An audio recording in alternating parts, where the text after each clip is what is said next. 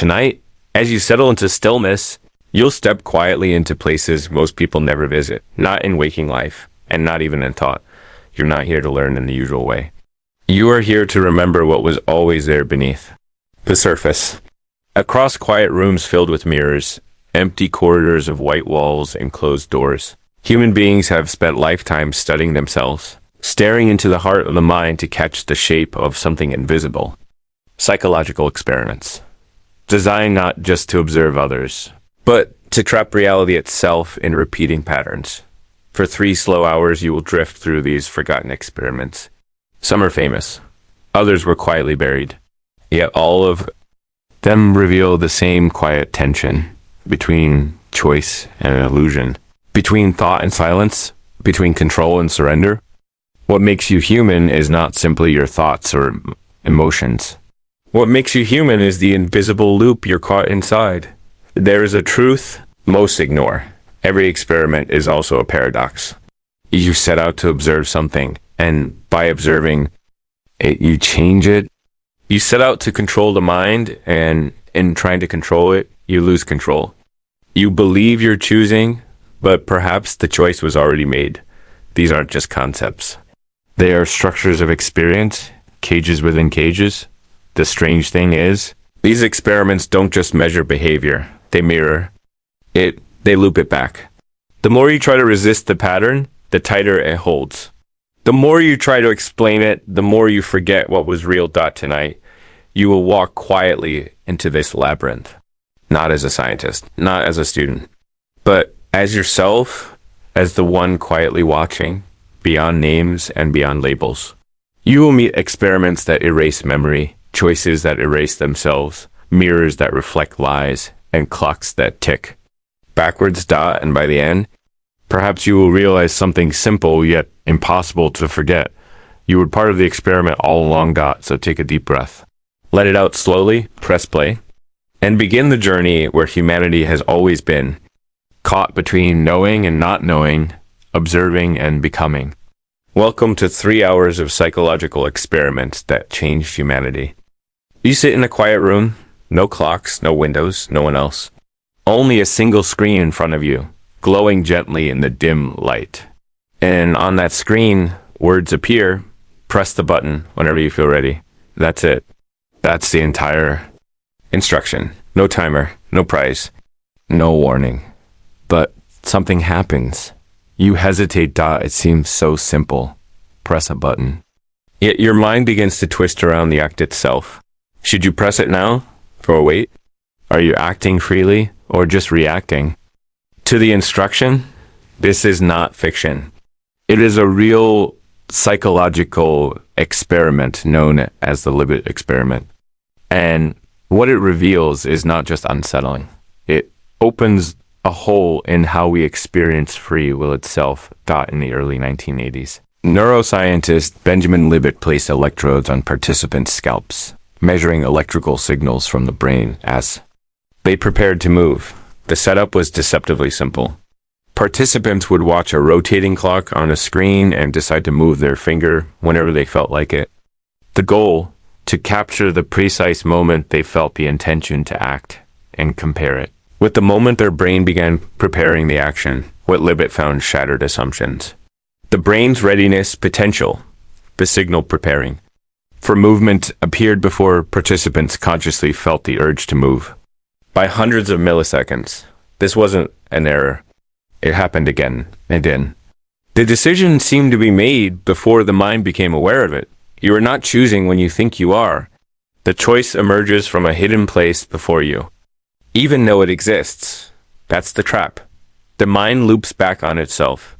You observe your own decision and think you are the cause. But in truth, your observation lags behind, like watching a movie, believing you are directing it, and yet you feel in control. This paradox is called backward causation in consciousness studies. It suggests that free will may be not a cause, but an afterthought, a story your brain tells, to make sense of actions already set in motion. Imagine now, sitting with your finger, hovering above a button. You wait, thinking you're building up to a choice. But from a hidden place, electrical signals are already moving. Your body already knows what you will do. The loop cannot be escaped because noticing it is part of it. And so you press the button, or maybe you already did. You are standing before two identical doors, both open to shadowed halls. No sign, no sound, no clue. You can open the left or the right, and the moment stretches. The longer you wait, the heavier the choice feels. And yet, no matter which you choose, something dissolves the moment the handle turns. This is not just a scene.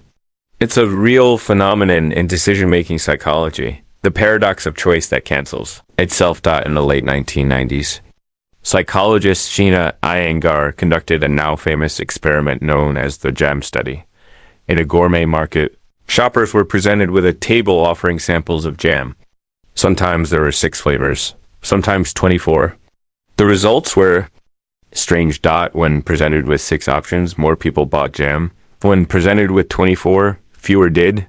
Though more people stopped to look, the overwhelming number of choices reduced action. Psychologists call this choice paralysis. It reveals something core to the human mind. The more options you have, the less free you become. Choice expands. But with that expansion comes anxiety, regret, fear of choosing wrongly. At a certain point, the weight of possibility cancels the act of choosing itself. Now look again at those 2 doors. Left or right? When you reach for the handle, your mind doesn't simply say, "Now I choose." Instead, it plays a silent loop of alternatives, imagined futures branching in all directions. You see both outcomes. You walk through both doors in thought, before choosing either in reality. And here is the trap. Once you make the choice, the loop collapses. Only one path remains. The freedom you felt before making the decision is now gone. But it was never freedom, only the illusion of infinite paths. That moment where all options existed in your mind was never real. Experiments like this have extended far beyond jam or doors. In consumer behavior, in morality, in voting patterns, researchers observe the same quiet recursion. The more conscious you are of the choice, the more self-aware, the more likely you are to hesitate, to circle back, to cancel yourself, a philosopher might say. To truly choose, you must forget that you are choosing. Action flows when the loop is silent. When the observer vanishes. So tonight, as you watch this quiet sequence unfold, remember, every door you pass through was already narrowing behind you. Every path you walk was already closing before your foot touched the ground. Choice exists.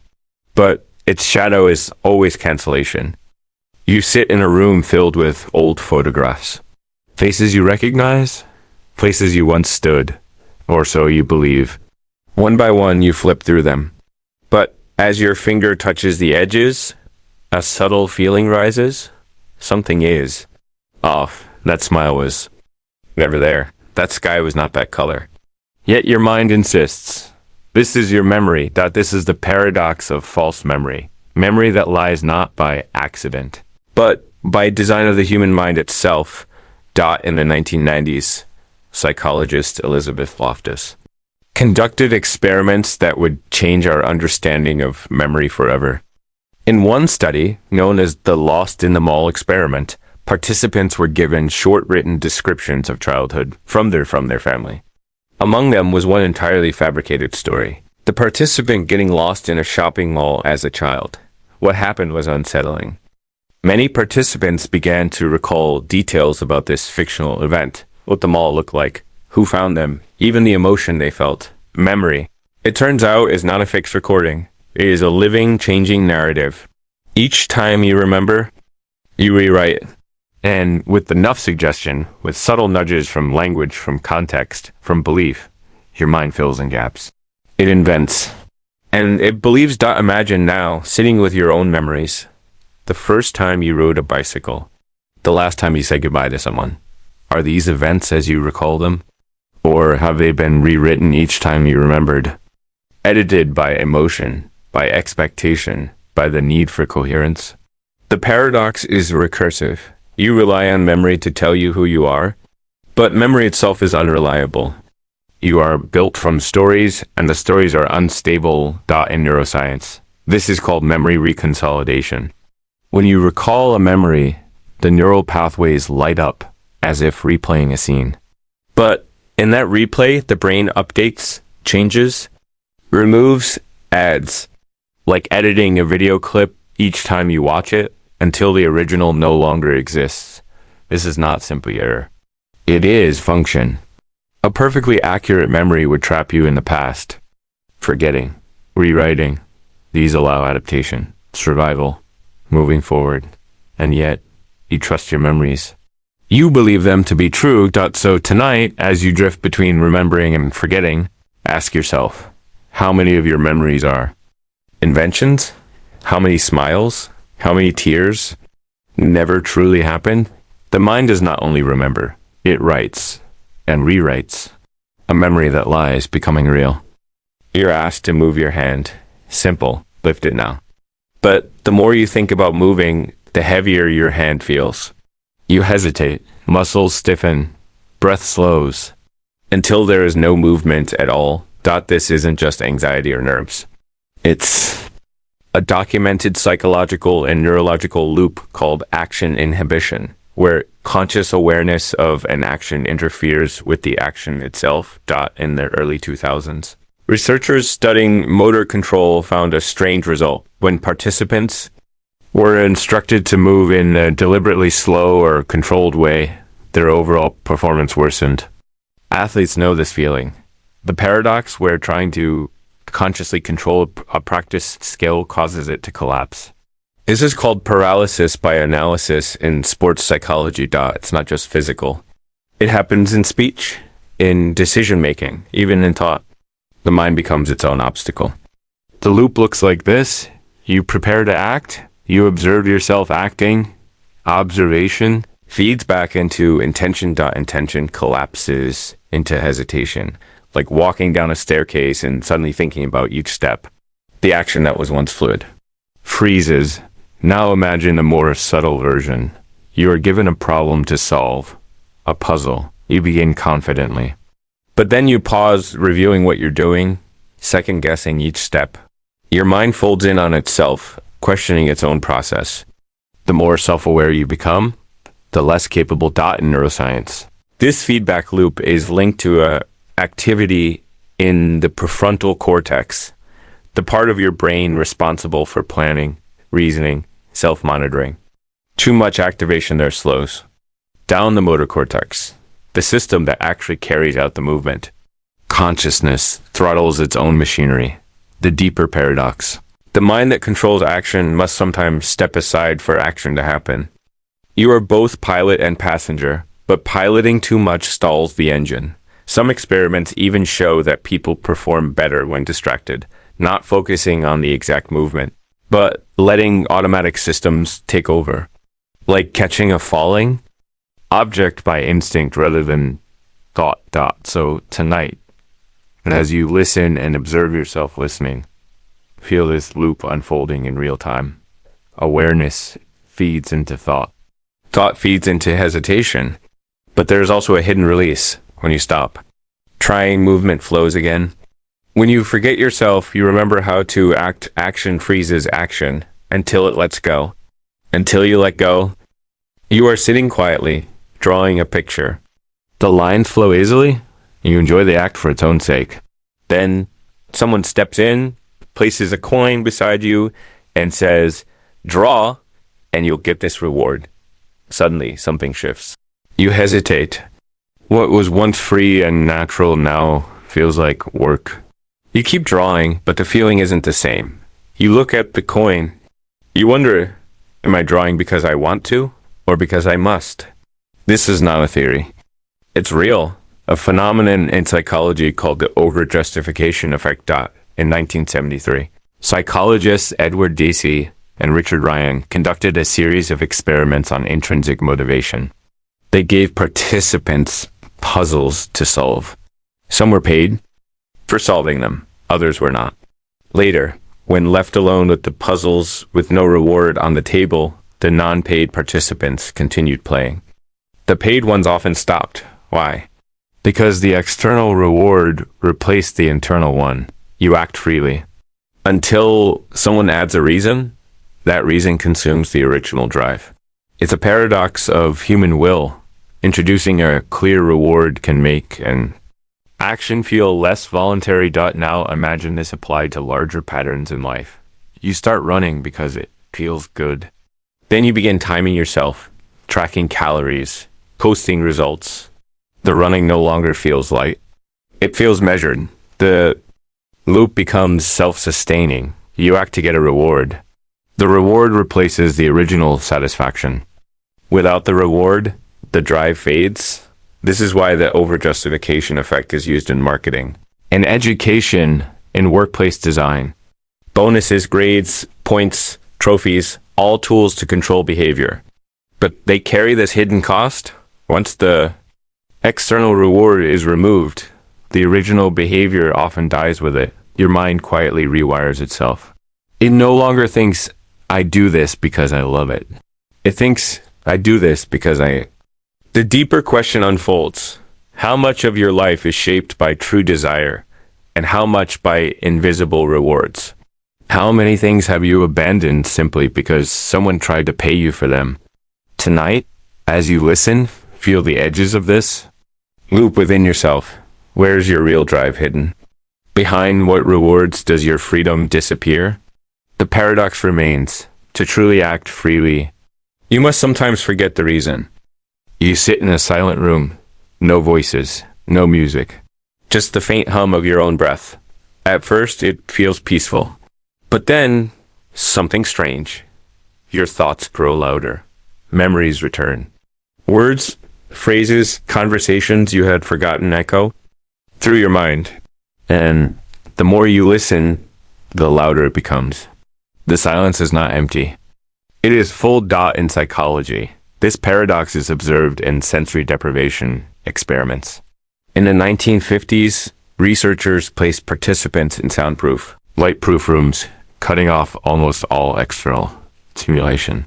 What they found was unexpected. Rather than falling into calm stillness, participants reported hallucinations. Random thoughts intensified. Some felt deep anxiety. Some felt clarity. But all agreed, silence did not mean quiet. The human mind is designed to process input, sound, light, motion. When that input vanishes, the system turns inward. It creates noise from within. This is why monks and meditators speak of the monkey mind. Even when the world outside falls silent, the mind resists stillness. It invents sound. It invents thought. Silence does not erase noise. It reveals its hidden source. There's a term in neuroscience, default mode network. It refers to brain activity when you're not focused on any specific task. Daydreaming, remembering, planning, self-reflection. When left undirected, the mind loops into these default patterns. And those patterns can feel louder than the outside. World. Now imagine sitting in perfect quiet. Your eyes closed, your body still, and yet inside there is no silence. There is thought after thought after thought. Some you did not choose. Some you do not recognize, as if there is another voice speaking where no voice should be. This is not simply philosophy. It's measured fact. When sensory input drops, internal cognitive loops increase. The paradox emerges clearly. Silence, instead of stopping thought, amplifies it. Think now of those moments in life when you found yourself alone, after an argument, after a loss, or simply in the middle of a sleepless night. The silence is not comforting. It feels like pressure, but that pressure is not coming from the outside.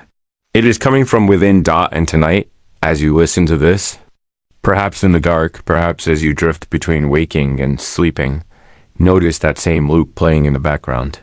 Silence is not the absence of thought. It is its mirror. The quieter the room becomes, the louder the mind speaks.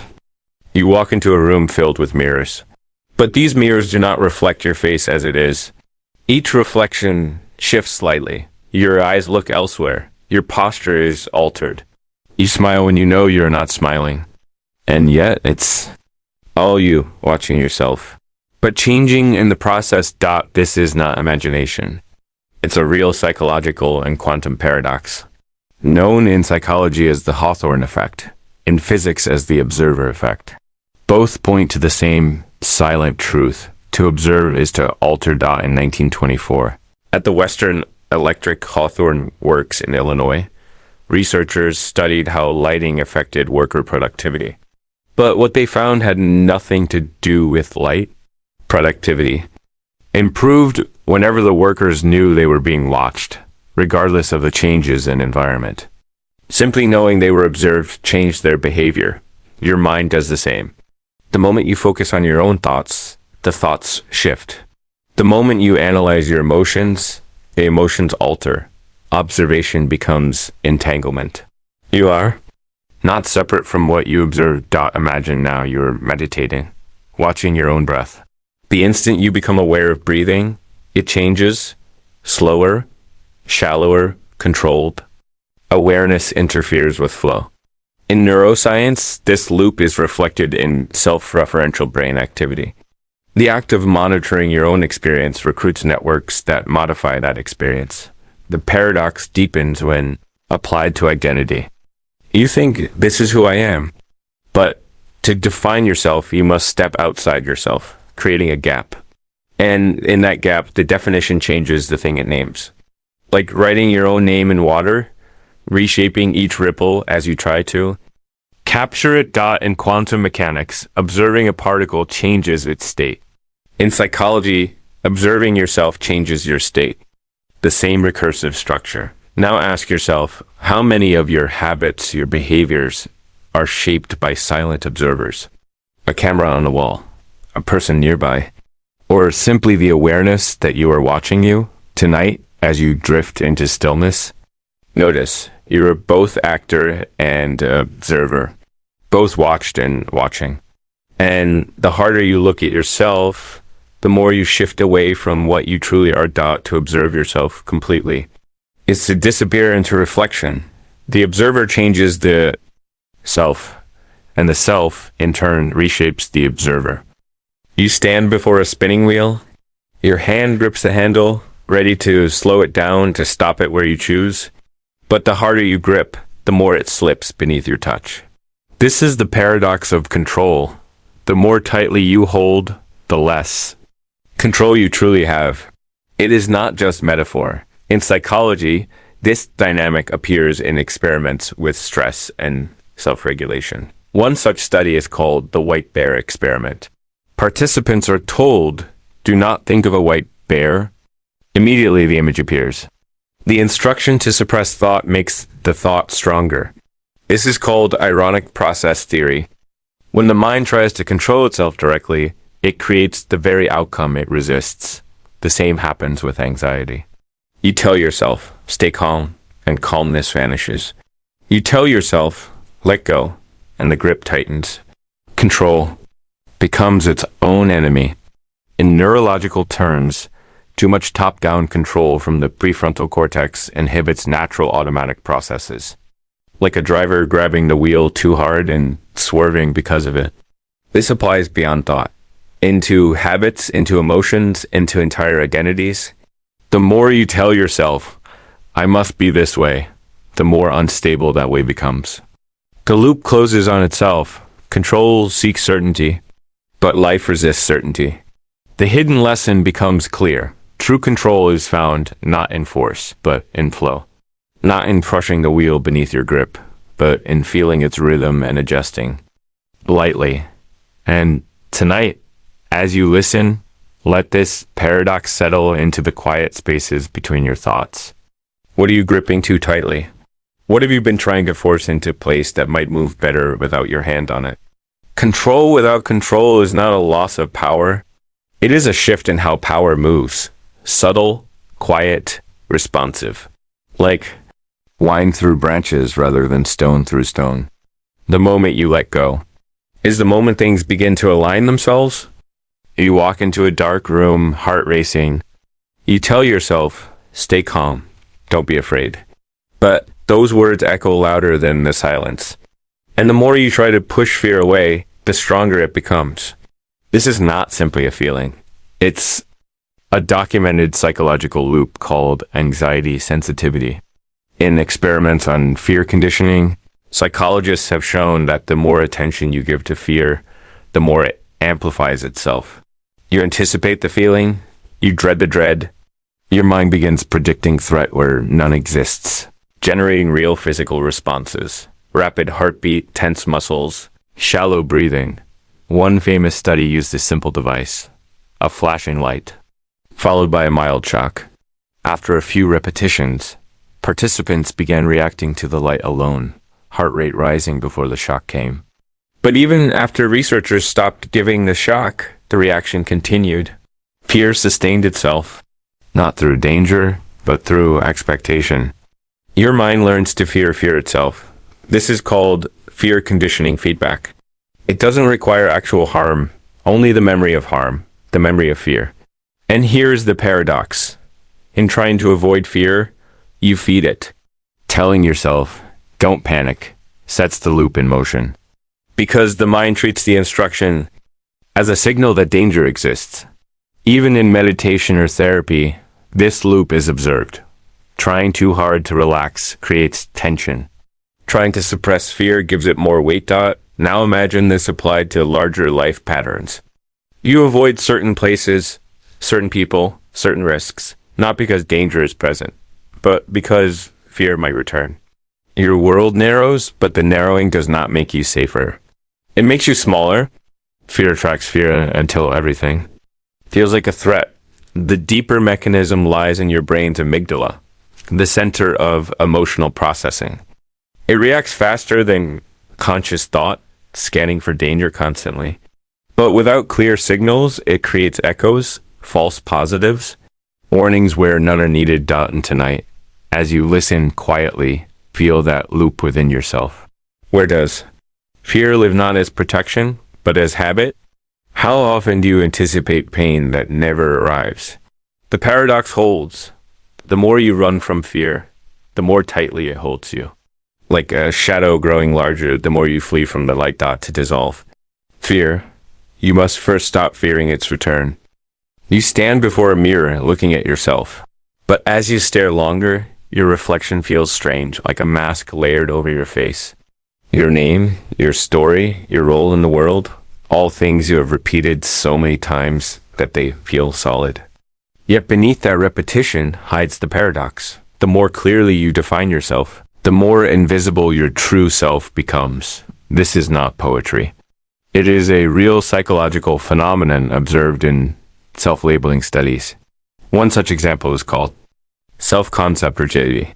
Psychologists have found that when people describe themselves using rigid labels, I am shy, I am strong, I am logical, they tend to behave in ways that reinforce those labels, even when those behaviors contradict what they feel in the moment.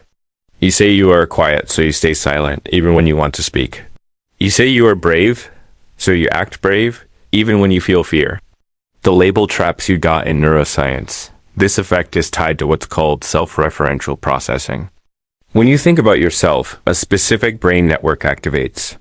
The more often you think about yourself in the same way, the stronger that neural pattern becomes, until it becomes a filter through which all experience is interpreted. Like wearing tinted glasses without realizing it. Now imagine how this loop deepens. Your identity is not just self-created. It's also reflected by others, family, culture, society. You play the same role so often that it no longer feels like a choice. You forget there was ever an alternative. But beneath that role, there's always something quieter.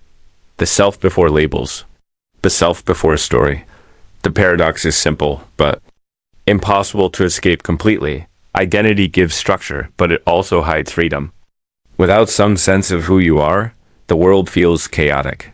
But with too much certainty, the world becomes a prison. Tonight, as you listen in stillness, feel the edges of your own identity. Who are you when no one is watching? Who are you when you stop telling yourself the story of who you must be? Identity masks identity.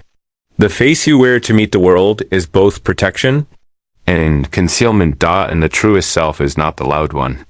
It is the quiet presence beneath all names, waiting silently in the mirror you rarely look into. You hold a small candle in a dark room. Its flame flickers gently, revealing shadows on the walls. Step by step, you move forward, lighting more candles, each one illuminating more of the space around you. But then, something strange as more. Candles burn, the shadows do not disappear, they multiply. Light intended to reveal everything now hides things in sharper contrast. The clearer the light, the deeper the shadows.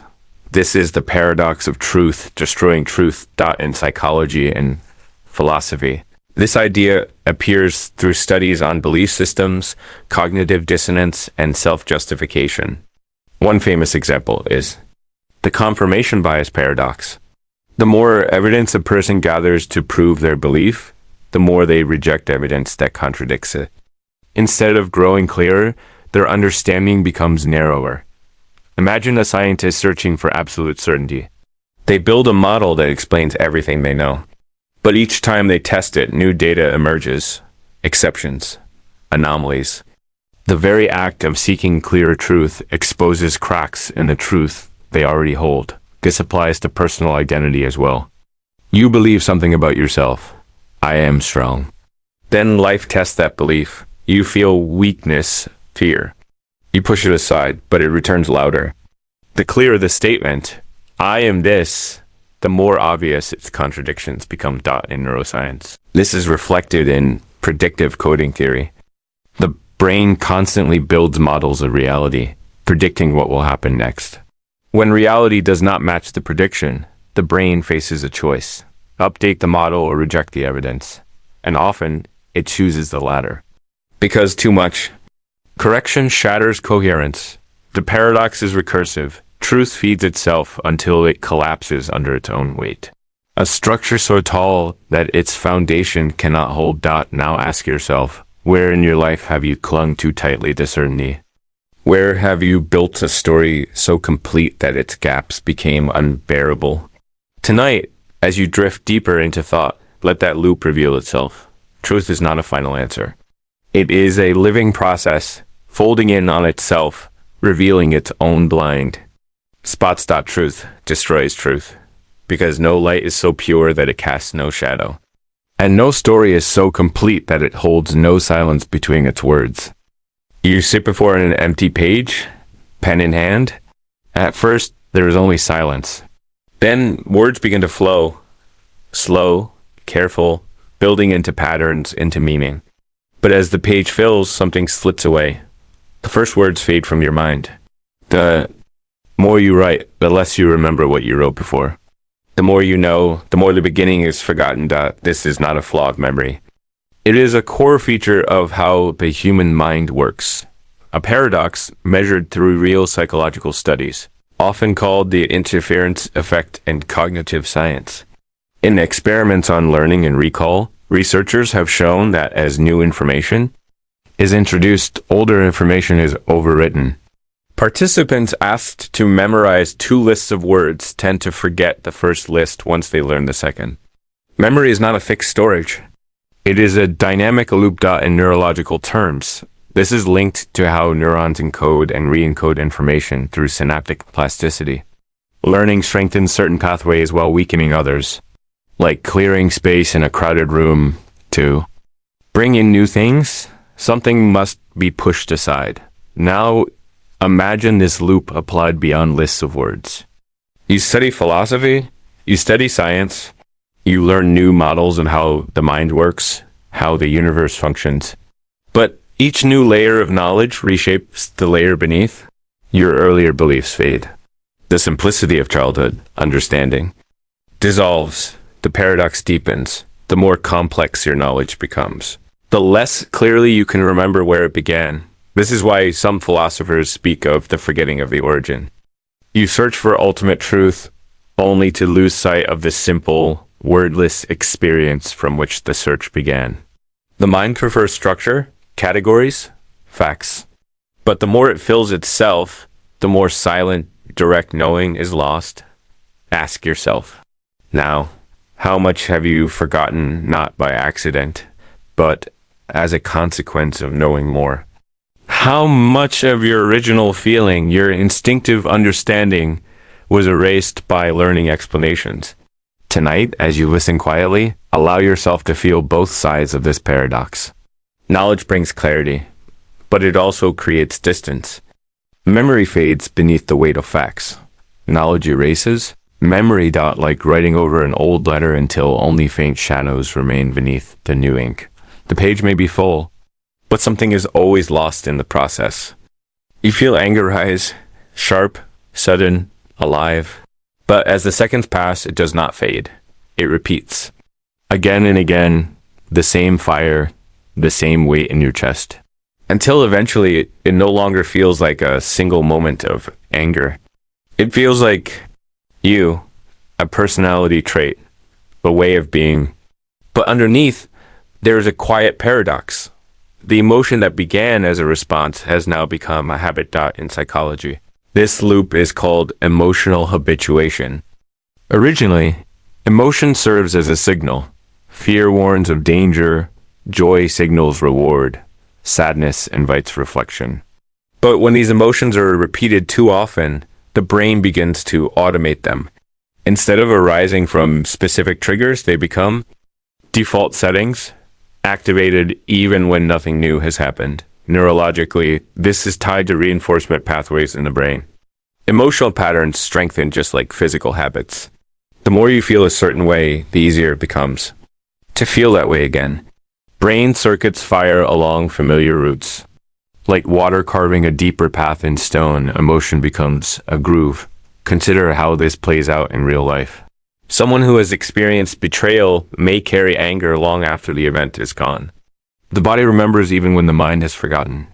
Or a person who has lived with anxiety may find themselves feeling anxious without cause simply because the emotion has trained itself into their system. The paradox deepens. Emotions are supposed to respond to life, but now they dictate life. Instead of emotion following experience, experience follows emotion. You interpret new events through old feelings. Joy becomes a mask. Sadness becomes a lens. Now imagine yourself standing quietly, breathing slowly. What emotions rise on their own? Are they linked to now, or are they echoes from before? Are you feeling this moment, or repeating the last? In mindfulness studies, this loop is broken through awareness. By noticing the automatic emotion, its power softens, not by suppressing it, but by observing without attachment, like watching a storm from behind glass. Tonight, as you drift deeper into stillness, feel where your emotions have become habits. Not fresh signals, but old scripts repeating themselves. Emotion becomes habit, and to step outside the loop, you must first see that you are inside it. Only then can feeling become truly new again. Not repetition, but presence. You meet someone who speaks with absolute certainty. Their voice steady, their words sharp, every answer quick and clean. You feel a quiet pull, a trust in that confidence. But beneath it hides a subtle paradox. The more certain someone appears, the less they often know. And the more someone truly understands, the quieter their voice tends to become. This isn't opinion. It's a documented loop called the Dunning-Kruger effect. In 1999, psychologists David Dunning and Justin Kruger conducted a series of experiments testing people's abilities in logic, grammar, and humor. What they found was unsettling. Participants who performed worst consistently rated their own skill the highest. They didn't just fail, they failed to recognize their failure. Why? Because the same skills required to perform a task are needed to judge one's ability in it. Without enough knowledge, the mind cannot see its own blind spots. Ignorance hides itself behind a mask of certainty. Meanwhile, those with deeper knowledge see the vastness of what they do not know. They speak with caution, with hesitation, not because they lack answers, but because they've seen how large the questions truly are. Now, imagine yourself learning something new. At first, it feels easy. You grasp the basics and feel strong, confident. But as you study deeper, complexity reveals itself. Exceptions, hidden rules, details you didn't notice before. What once felt simple now feels overwhelming. This is called the Valley of Awareness.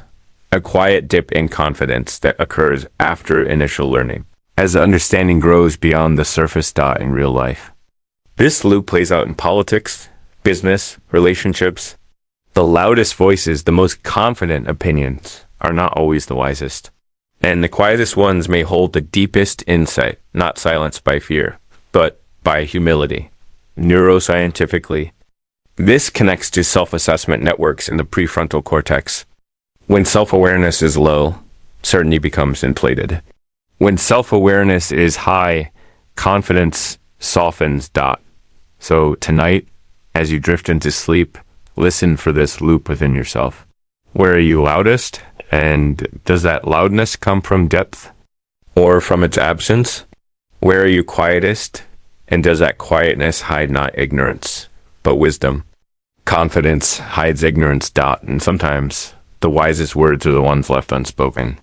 The truest knowledge begins not with knowing, but with realizing how much there is yet to know. You stand before two mirrors facing each other, one reflecting into the other endlessly.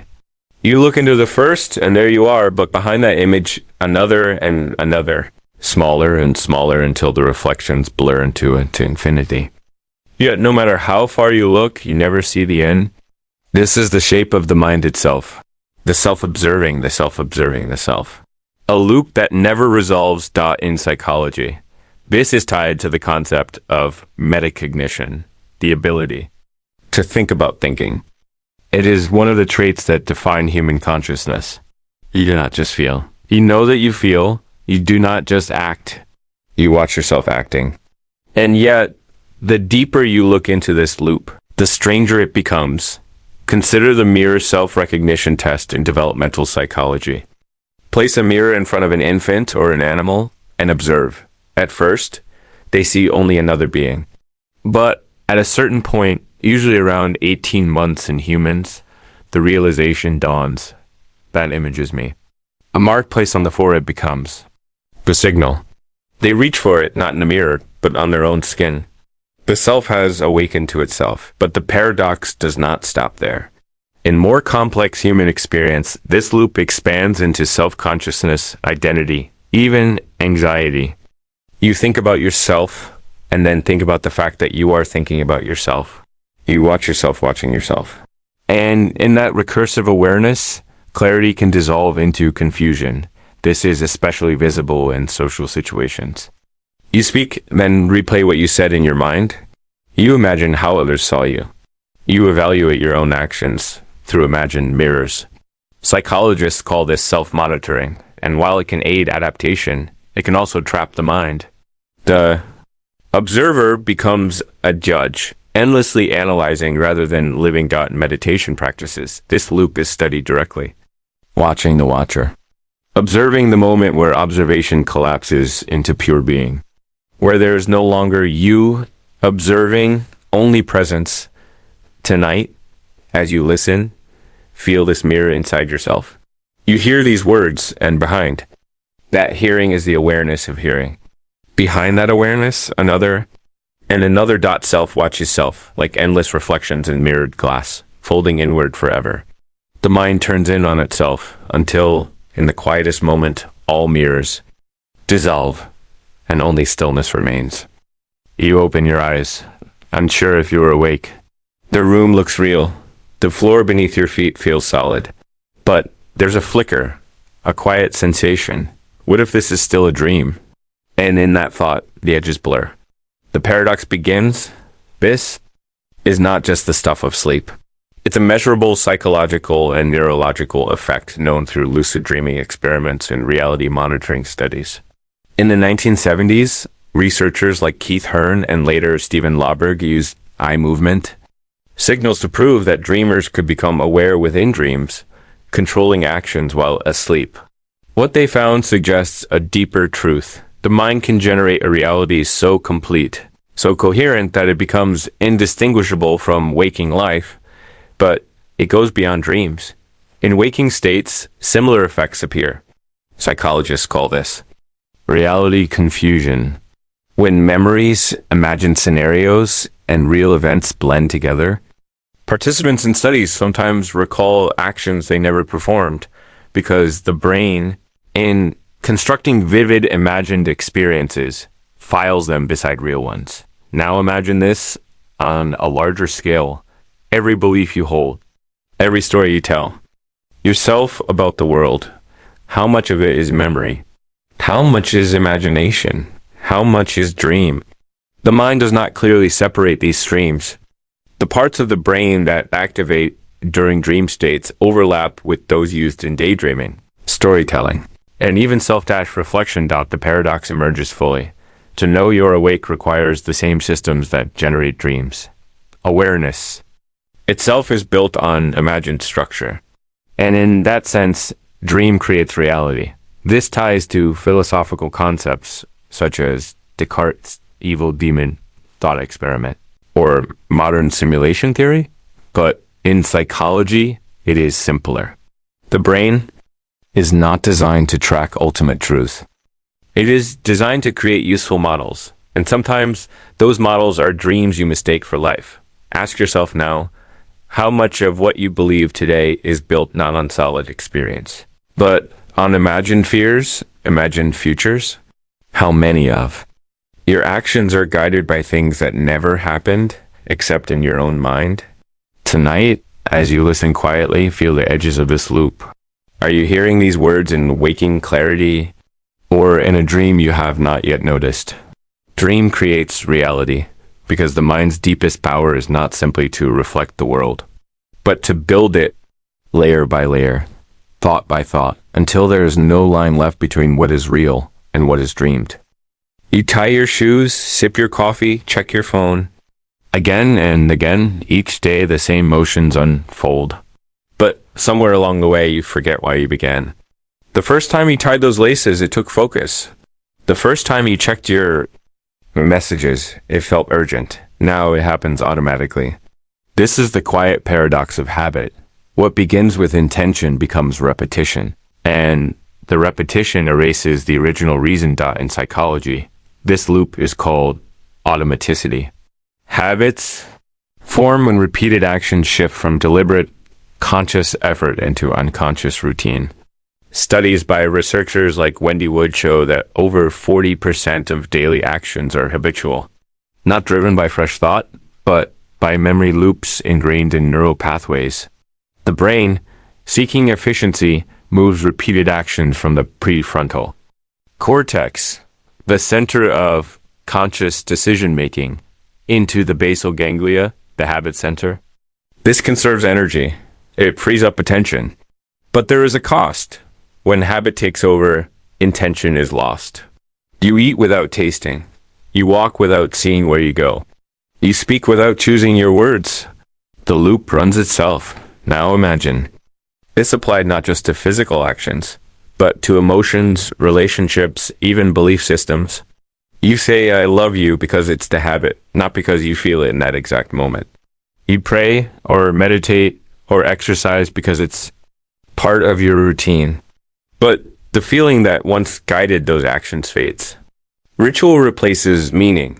This is why in psychological studies on behavior change, breaking habits requires not just removing triggers, but consciously reconnecting with purpose. Researchers found that people stick to new habits longer when they are reminded of their why every time they perform them. Without that, the loop slips back into automaticity, and the deeper paradox emerges. Habit is useful. It saves thought. It creates stability. But too much habit turns life into sleep. A waking cycle without UAKEFULNSS. Tonight, as you listen quietly, notice your own loops. What actions have you repeated so often that the reason behind them is now forgotten? What words do you say without hearing yourself say them? Habit kills.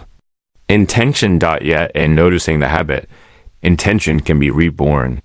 You can tie your shoes slowly, sip your drink with full presence, check your messages as if it's the first time. The key is not to avoid habit, but to see it as it happens. 2.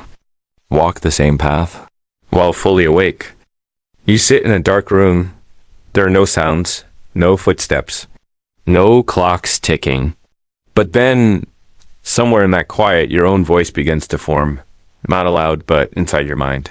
A sentence, a memory, a question. And once it begins, it doesn't stop. Word after word, thought after thought, echoing through the silence that once seemed complete. This is not a flaw. It is a paradox. Your voice, your inner dialogue, is born from silence itself. In psychology, this loop is connected to inner speech studies. Researchers have found that even in total external silence, the brain remains active, producing what is called subvocal speech. Functional MRI scans show that the same areas involved in speaking out loud, like Broca's area, activate when we talk to ourselves silently. Silence doesn't shut down thought. It amplifies it. Consider meditation research. Beginners often assume silence means a mind without words. But experienced meditators describe something subtler, the awareness of words rising and falling within.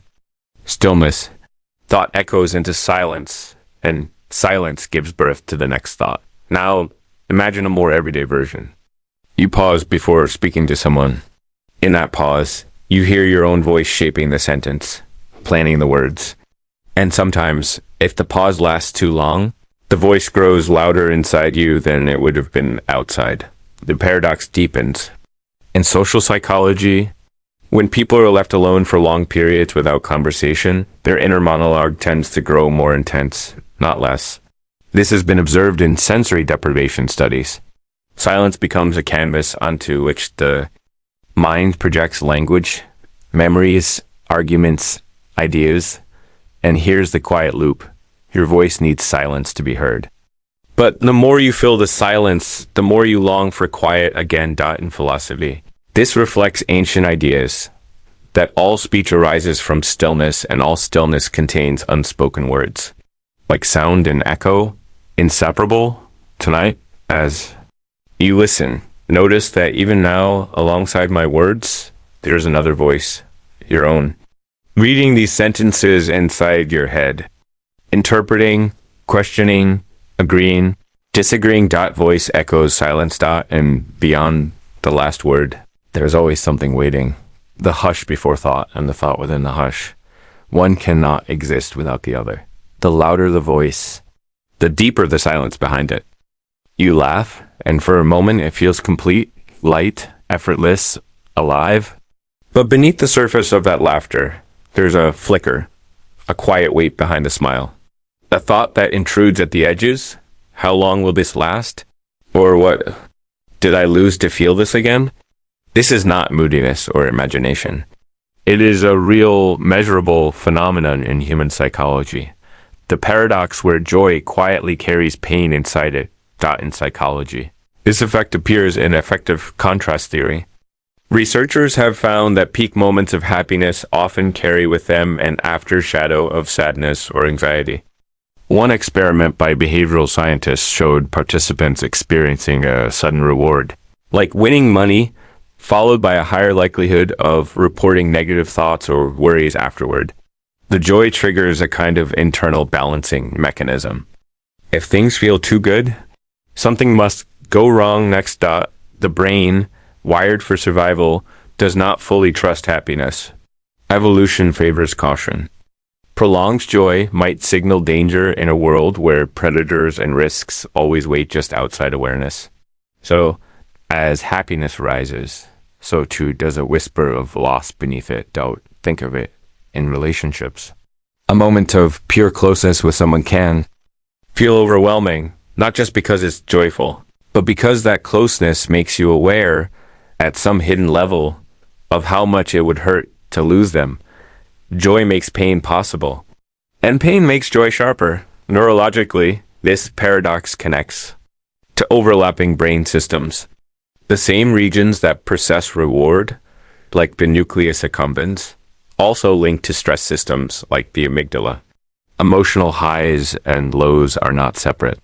They are interwoven loops. Now reflect. How many times have you felt joy, only to immediately sense its fragility?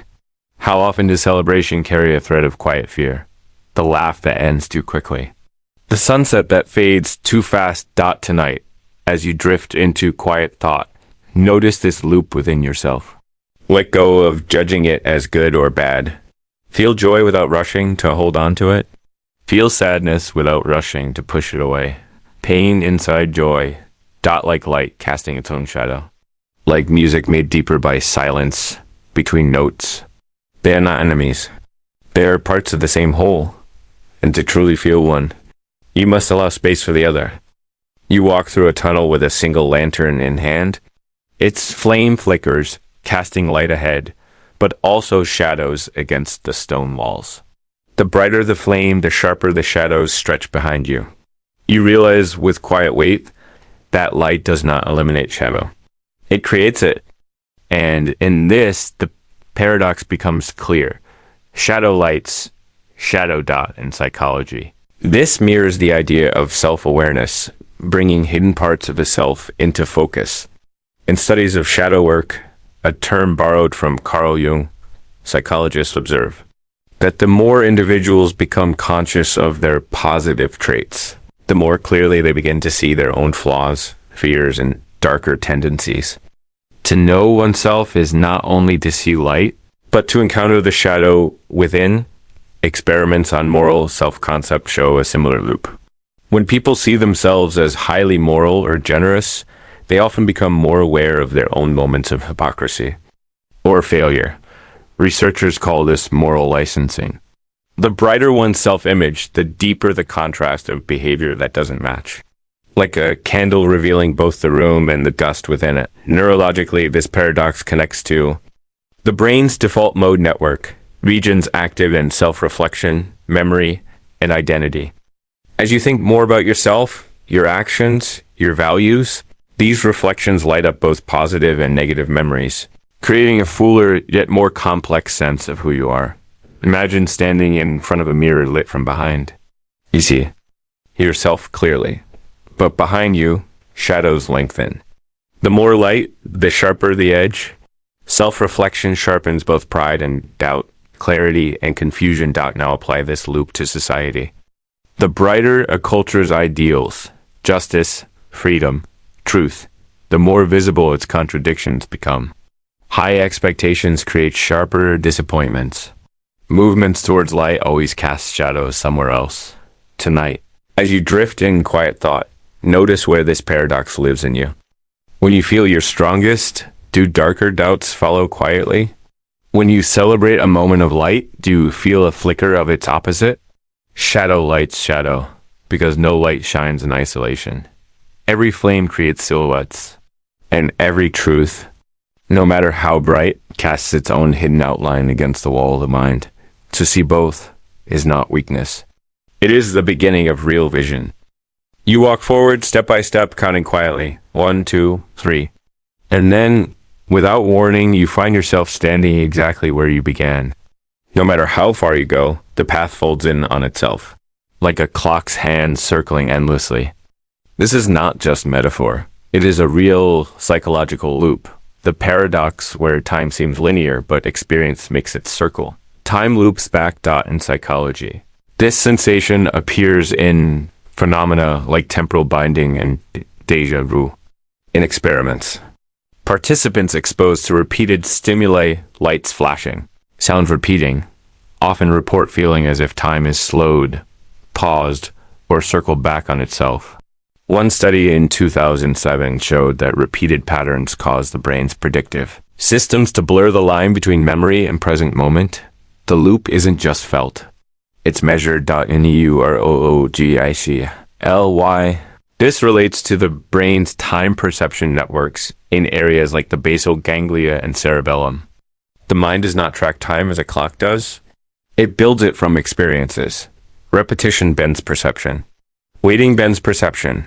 Memory bends perception. This is why when something familiar happens again, the same street corner, the same conversation, it feels as though time is folded. Now think of your daily life. How many routines feel like new moments? And how many feel like echoes? You wake, eat, work, sleep. You speak the same words. Live the same stories. Psychologists studying habitual time loops describe this as cognitive flattening. When novelty fades, The mind stops updating its record of time passing, but the loop deepens beyond behavior. Philosophers from ancient traditions, from the Stoics to the Buddhists, describe life as eternal recurrence, patterns repeating, not just across a day, but across lives, across history, not fate exactly, but the human experience of moving forward while always returning to the same essential questions. Who am I? Why am I here? What comes next? Tonight, as you listen quietly, notice this loop playing in real time.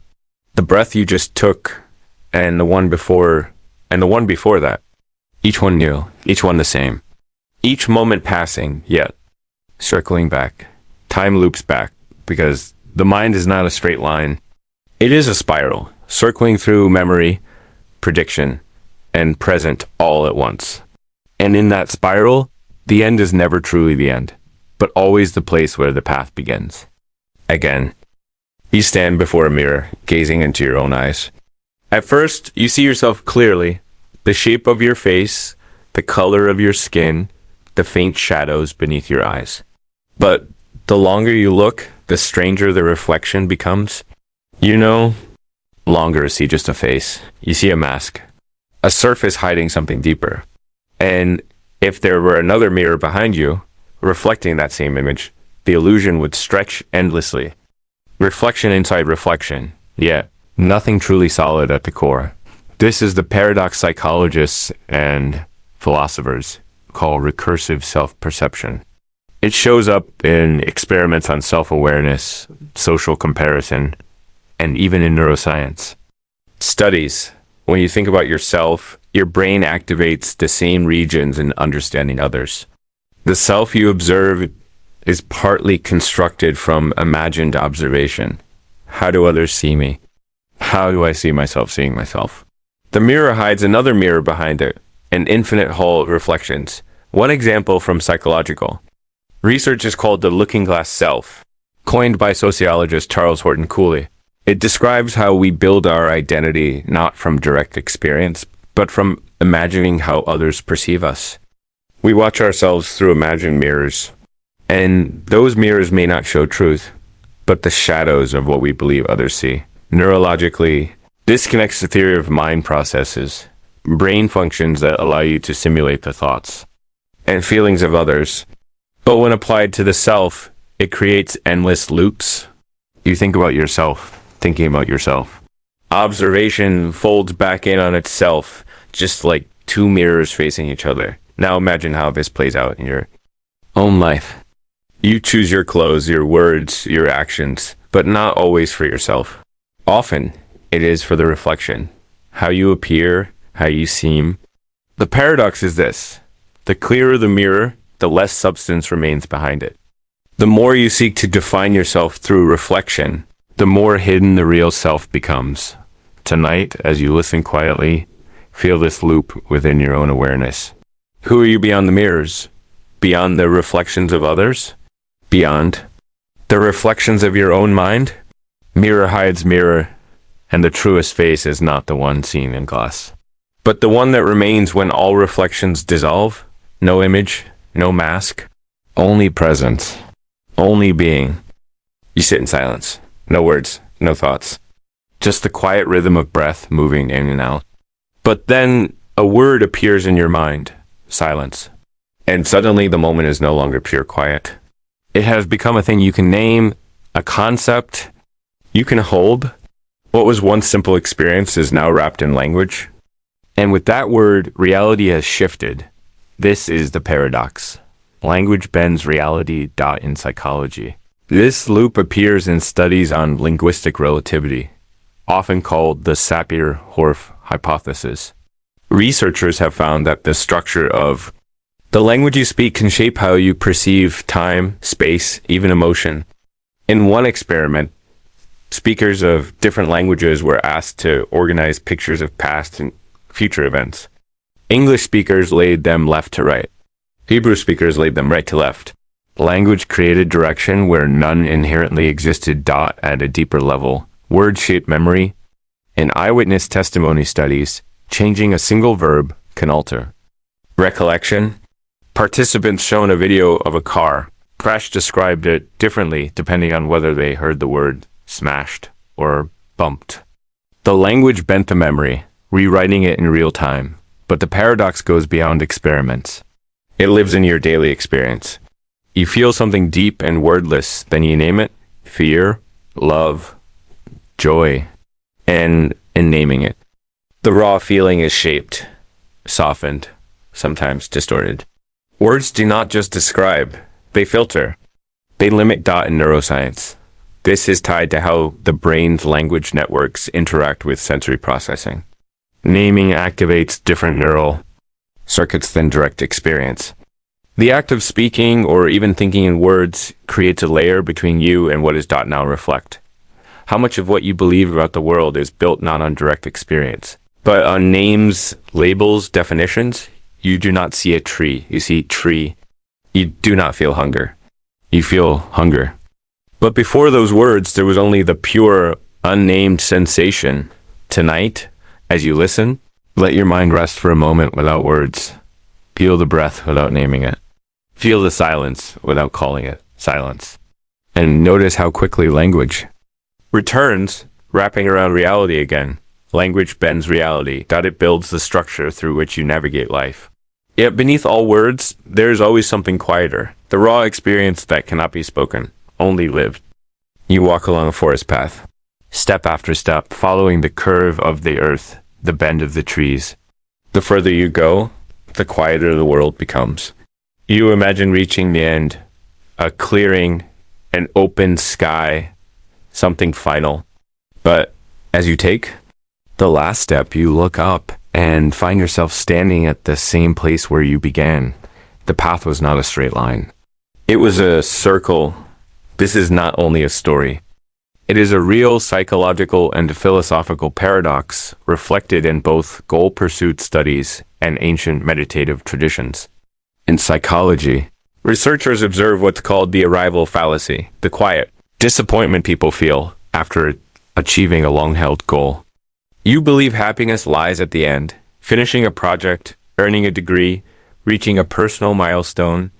But when the moment comes, it often feels empty. Like arriving at the clearing only to realize it was just another point on the same loop. Experiments in behavioral psychology show that the anticipation of reaching a goal activates more neural reward than the moment of arrival itself. The path, not the endpoint, holds the true experience. Philosophers like Nietzsche called this eternal return, the idea that life is not a line towards something final, but an endless recurrence of the same. You wake, eat, live, sleep, and though each day feels new, it is also deeply familiar. Imagine now your own patterns. The way you pursue improvement, growth, achievement. Each time believing, once I get there, I will be complete. Yet each time finding yourself looking forward again, as if no destination ever truly closes the journey. The paradox deepens. Without a path, there is no progress. But if you believe in an ending, you miss the quiet truth that the walk itself is all there ever was. Tonight, as you listen, let this loop settle into your breath. Each inhale, each exhale, circling back on itself. The path of the breath, like the path of life, begins and ends in the same quiet place. Path ends beginning. And to walk it fully is not to reach the end, but to recognize that the end was. Never separate from the first step. That what you sought was already there, waiting quietly at the center of the circle. You sit alone at a quiet room, eyes closed, breath slow. For a moment, there's only you. The shape of your body, the weight of your name, the story you carry. But as silence deepens, something begins to dissolve. The edges of identity blur. Your name feels distant. Your face disappears until there's only awareness, empty, silent, watching. The paradox emerges.